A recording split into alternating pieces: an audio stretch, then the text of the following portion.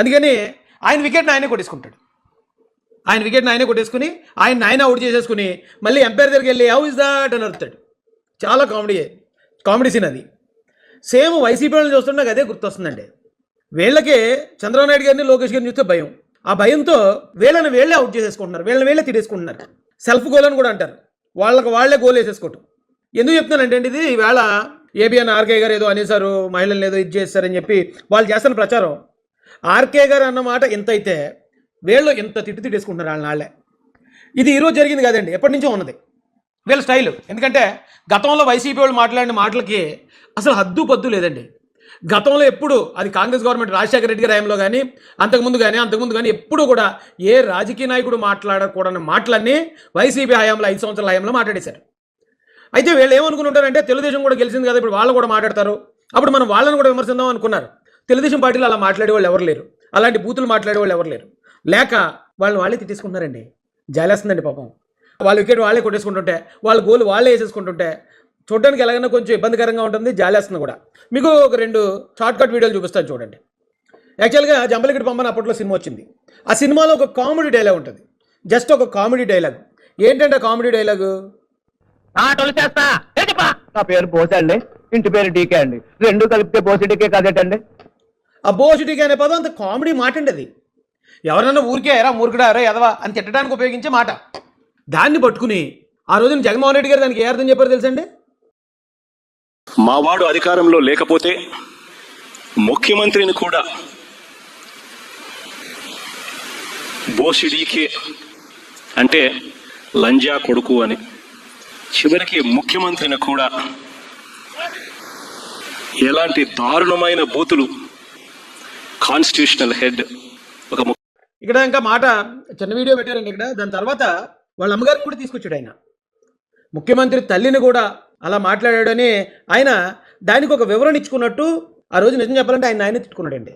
ముఖ్యమంత్రిని వాళ్ళ తల్లిని ఉద్దేశించి మాట్లాడుతూ ఉన్న మాటలు, ఆ బూతులు కూడా తిట్టడం కూడా ఈరోజు చూస్తూ ఉన్నాం. బోసిడీకే అంటే లంజా కొడుకు అని వాళ్ళ అమ్మగారిని ఆయనే తిట్టాడు. ఎందుకంటే పట్టాభి గారు బోసిడీకే అన్నది ఇన్ని కాదు, ఎవరినో. ఆ బోసిడీకే అన్న పదానికి ఈయన చెప్పిన అర్థం లేదు.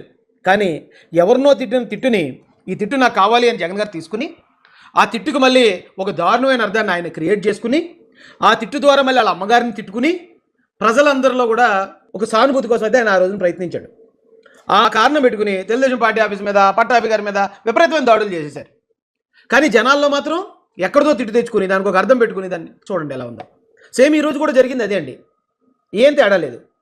ఈయన ఏమన్నాడండి ఏబిఎన్ రాధాకృష్ణ గారు, పుష్కలంగా ఉన్నారు. ఆ పార్టీలో సొంత బుర్ర వాడుతున్న వాళ్ళ సంఖ్య తగ్గిపోతోంది. వైసీపీ నాయకులకు తోడుగా పేటీఎం బ్యాచ్ ఉండనే ఉంది. జగన్మోహన్ రెడ్డి తాడేపల్లిలో ప్యాలెస్ కట్టుకుంటే అదే రాజధాని అని ప్రచారం చేశారు. చచా, అదేమి కాదు. 3 రాజధానులు అంటే ఎగ్గేగంతేశారు. ఇప్పుడు అది కూడా కాదు, మా విగన్ అంటే ఆనందంతో ఆర్తనాదాలు చేస్తున్నారు. రేపు జగన్మోహన్ రెడ్డి మీ భార్యలు కారు అని చెప్తే గుడ్డిగా నమ్మేసి కట్టుకున్న దాన్ని చెల్లిగా భావించి పెళ్లి సంబంధాలు చూడడానికి కూడా వెరవని వెన్నెముకలేని బ్యాచ్. ఇందులో ఎక్కడ బూతు లేదండి. అయితే మాట అయితే కొంచెం కఠినమైన మాట. అది ఆ మాట మాట్లాడకుండా ఉంటే బాగుండని నేను కూడా అనుకున్నాను. కానీ జగన్మోహన్ రెడ్డి గారిని అంత గుడ్డిగా నమ్మేస్తున్నారు వీళ్ళు. ఆయన ఏ చెప్తే చేసేస్తున్నారు అనే ఉద్దేశంలో మీ భార్యలు కాదు, మీ చెల్లెళ్ళు అంటే కూడా నమ్మేసేలాగా ఉన్నారు వీళ్ళు. దానిలో అంత భయంకరమైన బూతు లేదండి, కాకపోతే కటువైన మాట, చాలా పెద్ద మాట అది. అయితే దాన్ని వీళ్ళు ఏం చేసుకున్నారండి, రాజకీయ వ్యభిచారి రాధాకృష్ణ ఈ ఎంతంత పెద్ద మాటలండి. అక్కడెక్కడన్నా రాధాకృష్ణ గారు చెప్పిన దాంట్లో ఇలాంటి పదాలు ఏమైనా ఉన్నాయా? రాజకీయ వ్యభిచారి, బ్రోకరు, బూతు ఇలాంటి మాటలు ఎక్కడ లేవండి. కానీ ఒక కఠినమైన పదం ఉంది, దాన్ని వీళ్ళు వంక పెట్టుకుని ఇప్పుడు ఆ మాటని ఎలా క్రియేట్ చేసుకున్నారు చూడండి. రాజకీయ ముసుగులో రాజకీయ వ్యభిచారాన్ని తను చేస్తూ వైఎస్ఆర్ కాంగ్రెస్ పార్టీ నాయకులను ఉద్దేశించి వాళ్ళ భార్యల్ని ఇంకొకరికి తార్చుతారు అని మాట్లాడినటువంటి చూడండి. జగన్మోహన్ రెడ్డి చెప్తే మీ భార్యలు కాదురా అంటే, అవును మా భార్యలు కాదు, మా చెల్లెలు అనేసుకుంటారు, అంత మూర్ఖత్వంలో ఉన్నారు వీళ్ళని ఏబిఎన్ రాధాకృష్ణ గారు చెప్తే, ఈ వైసీపీ ఎమ్మెల్యే ఏం చెప్తున్నాడు, వాళ్ళ భార్యలను తారుస్తారన్నారు అంటున్నాడు. ఆ మాట ఎక్కడన్నా ఉందండి?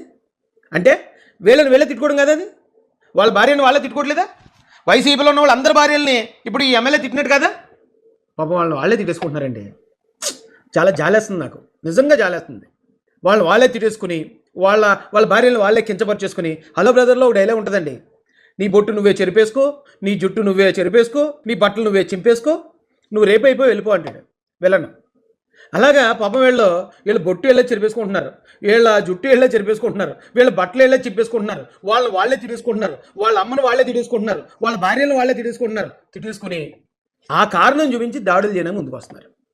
ఆ కారణం చూపించి ఏబిఎన్ మీద దాడి, ఆ కారణం చూపించి మిగతా వాళ్ళందరినీ బూతులు తిట్టడం మామూలు కదండి. ఆయన అన్న మాటలో ఎంత తీవ్రత ఉందో దానికి 100 రెట్లు తీవ్రమైన పదాలు వీళ్ళు వాడేస్తున్నారు. ఇప్పుడు ఎవడో వచ్చి చమ్మేదో దెబ్బ కొట్టాడండి మిమ్మల్ని, మీరు డైరెక్ట్గా వెళ్ళి పోలీస్ స్టేషన్లో కేసు పెడితే కేసు అవుద్ది. కానీ ఆడ ఒకటి కొట్టినప్పుడు మీరు 10 కొట్టేసి స్టేషన్కి వెళ్ళడానికి ఏమవుతుంది, ఆయన వదిలేసి మిమ్మల్ని వేస్తారు కదా లోపల.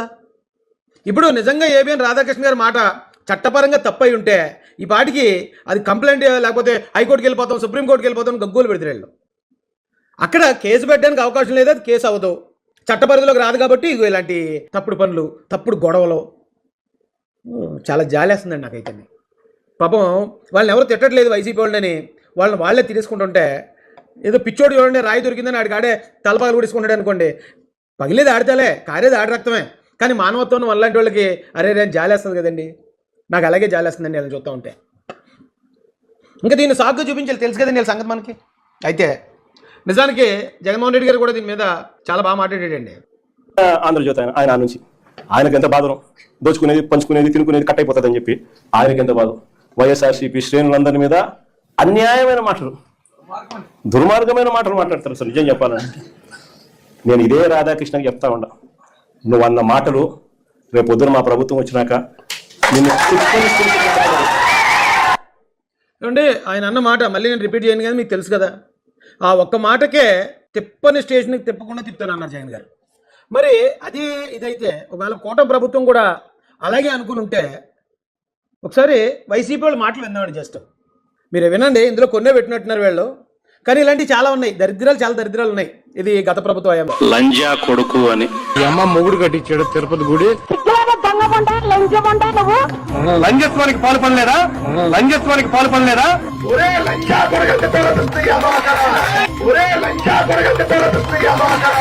పవన్ కళ్యాణ్ లాంటి కొడుకు అసలే బతలే ఈ లోకంలో రోజు గోల ఏంట్రా బాబీ కరం మనకి. ఈ నోట్లో ఏమన్నా హెరిటేజ్ ఐస్ క్రీమ్ పెట్టుకొని ఉన్నావా అని అడుగుతున్నా. వేమిరెడ్డి ప్రభాకర్ రెడ్డి గారిని బ్లాక్ మెయిల్ చేసి బెదిరించి పెళ్లి చేసుకుని అతను ఒక పిచ్చోడు ఈ బోరు బావిలో పడిపోయాడు. తనేమంటే పిశాచాలు కూడా ఇట్లా చేయము, రాక్షసులు అనలేవు. ఇదంతా సర్కారు ఇల్లు కలిస్తే తయారైన తెగ ఎదవుతున్నట్టు.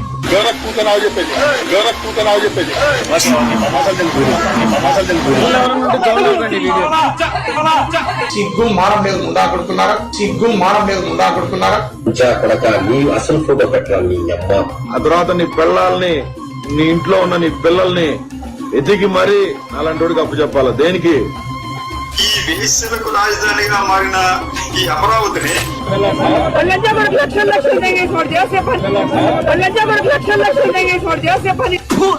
కొడుకులారా నీ అమ్మ, నీ అమ్మ లంజా కొడుకు. చూశారు కదండి వైసీపీ నాయకుల భాష అది. అలాంటి నీచ్ కమీన్ కుత్తేలందరూ ఆ వైసీపీ పార్టీలో ఉన్నారు. ఇక రోజా గారు ఆడమనిషి, పైగా భార్య, ఒక తల్లి కూడా ఆవిడ. అలాంటి ఆవిడ ఎలాంటి మాటలు మాట్లాడింది చూశారు కదండి.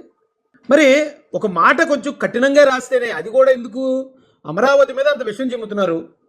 ఇన్ని మాటలు మార్చిన తర్వాత కూడా మావిగనని అతను అంటే కనీసం వీళ్ళకి బుద్ధి లేకుండా వీళ్ళు ప్రవర్తిస్తున్నారనే ఆ కోపంలో ఫ్రస్ట్రేషన్లో అన్న మాట అది. దానికే మరి ఎన్ని స్టేషన్లు ఉంటే అన్ని స్టేషన్లు తిప్పితే జగన్ గారు మరి వీళ్ళందరినీ ఏం చేయాలండి? అండమాన్ పంపించేలా, లేకపోతే అంతకన్నా ఘోరంగా ఏ పాకిస్తాన్ బార్డర్లోనా వదిలేలా? ఏం చేయాలి సార్ వాళ్ళని? ఆఫ్రికా అడవులు వదిలేలా? ఇంత ఘోరమైన బ్యాక్గ్రౌండ్ కదండి వైసీపీ పార్టీది.